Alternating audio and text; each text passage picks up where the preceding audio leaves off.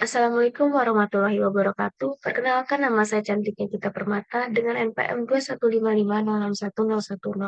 Di sini saya akan menjelaskan tentang tugas akhir sistem operasi percobaan 2 atau praktikum 2 tentang algoritma penjadwalan, yaitu simulasi tentang SJF, yaitu Short Job First, dan eh, round robin scheduling. Jadi penjadwalan SCF sama RR atau round robin. Oke, pertama kita akan masuk ke ini, ke CPU simulator.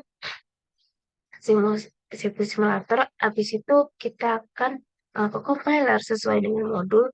Ke modul, terus kita masukkan source code-nya. Source code-nya itu sama seperti yang ada di modul, yaitu yang ini, program penjadwalan ini. Karena aku udah pernah buat, nanti kita tinggal load terus kita kasih muncul. Nah, setelah itu kita compile. Habis itu ini ada CPU instruction-nya yang dimana kita load in memorinya bagian ke sini, ke bagian sini. Oke, habis itu kita baru ke OS simulator. Nah, di bagian ini kita akan menggunakan metode atau jenis penjadwalannya itu shortest job first sama round robin RR. Jadi pertama kita pakai short job first, yaitu yang dimana SCF itu tuh akan melayani duluan yang burst time-nya itu tuh yang paling kecil gitu, paling pendek gitu. Jadi kalau misalkan ini, karena ini kita pakai satu source code, terus kita bisa kita buat tiga, kan burst time-nya nggak tahu tuh. Tapi kalau ini apa programnya itu sama, pasti burst time-nya sama. Harusnya begitu. Sepengetahuan saya sih gitu. Coba terus kita CPU speed-nya itu paling kencang. Habis itu kita coba non priority, yang dimana priority itu nggak ngaruh. Jadi mau priority-nya mau di apa paling kecil, apa nilai satu kan, mau nomor dua, itu nggak ngaruh. Lebih kecil daripada tiga gini nggak ngaruh. Setelah itu baru kita start, kita view step-nya tuh. Pertama yang pertama P1, terus P2, terus P3. Oke, habis itu kita bisa melihat view log-nya. Nih, view log. Tuh, karena burstnya sama. Oh, burstnya sama atau burstnya. Jadi nggak ngaruh. Jadi kecepatan itu nggak ngaruh, dia akan sama aja sih seperti um, seperti apa namanya? Terus kompresor aja sih. Nih, misalkan nih pada P1 itu terdapat elapsed time-nya itu atau waktu eksekusinya itu sekitaran 5 detik. Dengan waktu menunggunya itu 5 detik juga. Terus yang proses 2 itu waktu eksekusinya tuh selama 6 detik, sekitar 6 detik, kurang dari 6 detik sebenarnya. Terus dengan waktu tunggu yaitu 5,24, yang mana waktu tunggu itu dari atas ini, P1 ini diselesaikan dulu, baru akan ke white, baru P2 itu baru dilaksanakan. Setelah itu di P3, P3 waktu berapa lamanya itu selama 5 detik, sekitar 5 detik, dan waiting time-nya itu 10 detik, 11 berarti ya, 10,97 itu sekitar 11 lah, 11 detik. Berarti kan ini dari ini nunggu ini P1 selesai, terus P2 selesai, baru P3 dilaksanakan.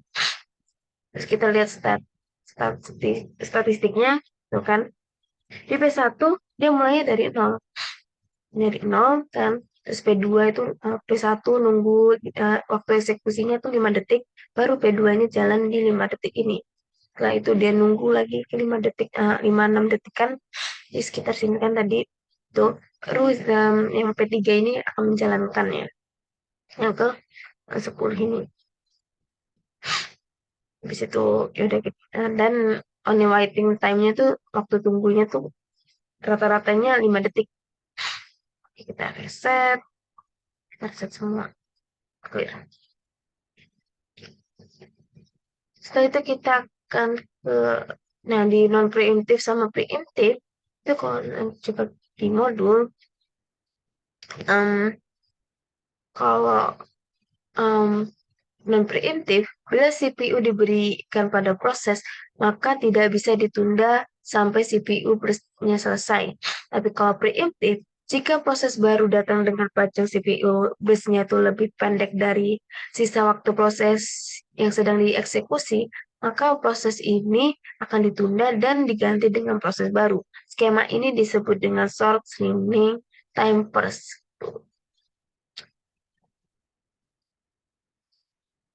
Terus kita ke sini lagi.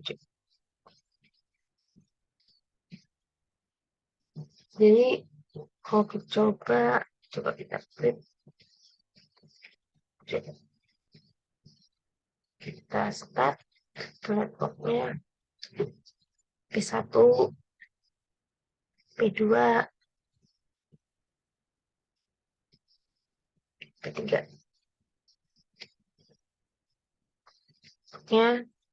Lognya itu P1 sama gak jauh beda sama tadi.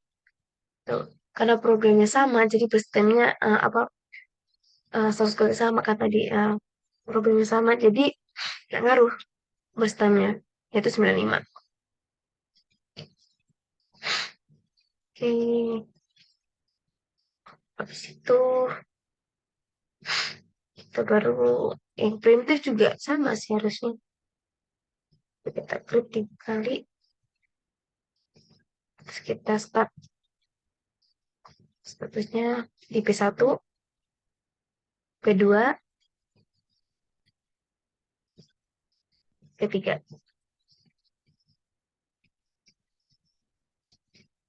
Kita lihat lognya.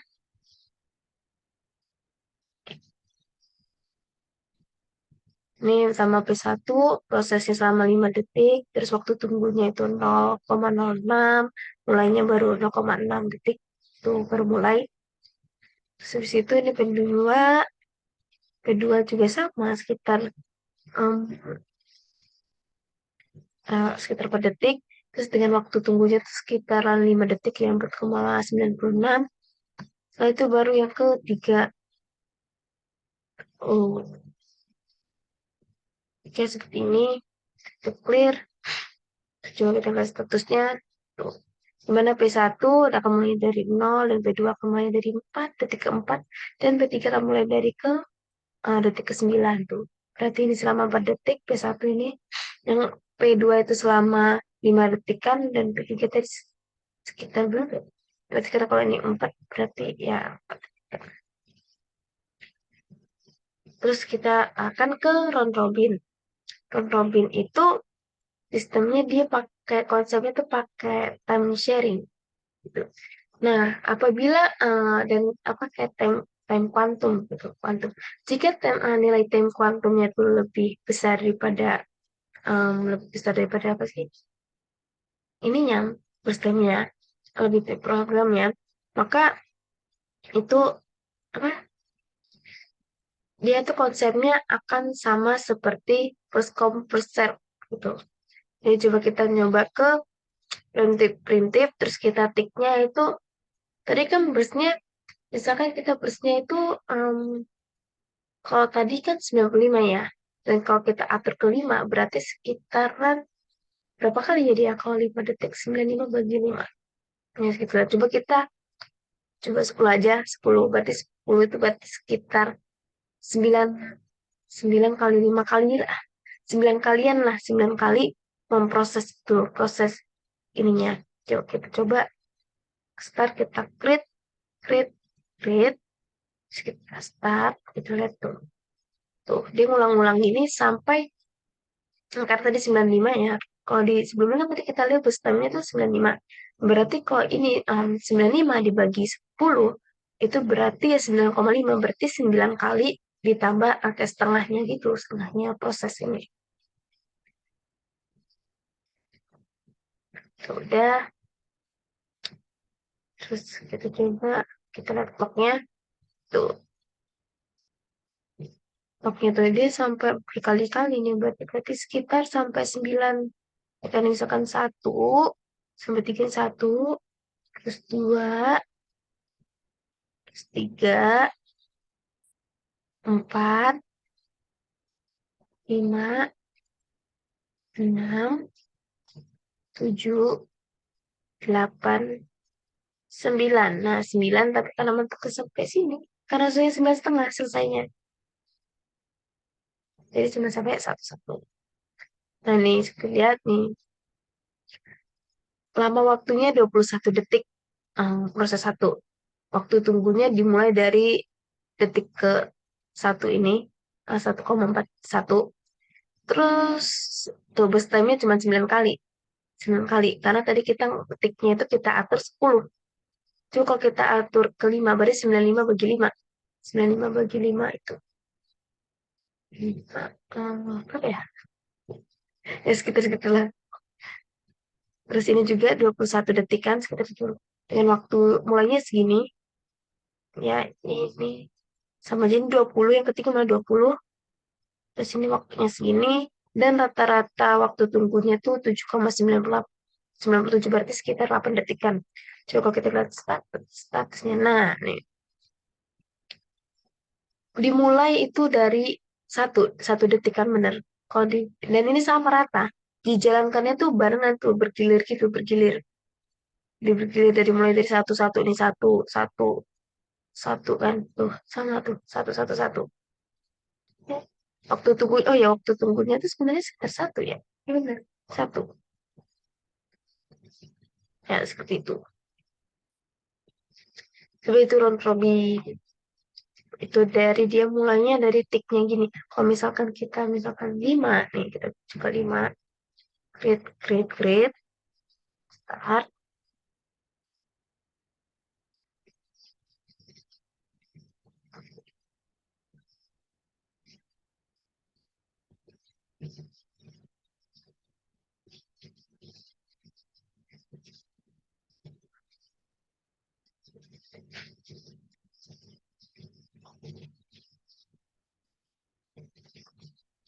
Tunggu lihat nih. Ulang lagi. 1, 2, 3, 4 gitu. Karena kecepatannya itu agak tinggi, jadi malah cepat, lebih cepat. Kita lihat view lognya, betul di mana? Dari sini, tuh, sampai di mana? Karena kita aturnya cuma 5 dan 4. Oh, salah. Salah tadi kan seharusnya bukan dibagi itu. Tadi kan 95 bukan dibagi, tapi kan tadi 10, berarti dikurang 1. Ini kan tadi 5 nih, tiknya 5. Ini 4, berarti dikurang 1. Tadi 10 tiknya, itu berarti jadinya kan 9 tuh, berarti kurang 1. Itu menurut saya begitu. Jadi waiting time segini, tuh waiting time-nya lebih bentar, tapi ininya lebih lama. Ke 27, tapi waiting time-nya lebih cepat. Dan waiting time-nya sekitar segini. Jadi burst time periodnya itu rata-rata itu 9. Semuanya tick count-nya itu 95. Benar kan 95. Terus swap count-nya nggak ada. Dan mulai segini. Terus kita lihat start. Karena tadi mulai dari 0,9 ya. Jadi 0 semua. 0, 0 semua. Dan rata-ratanya 1. Oke. Mungkin sampai sini saja penjelasan dari saya. Apabila ada kesalahan dalam penulisan, pengertian, pengucapan, atau tindakan saya sekali lagi minta maaf. Saya akhiri. Wassalamualaikum warahmatullahi wabarakatuh.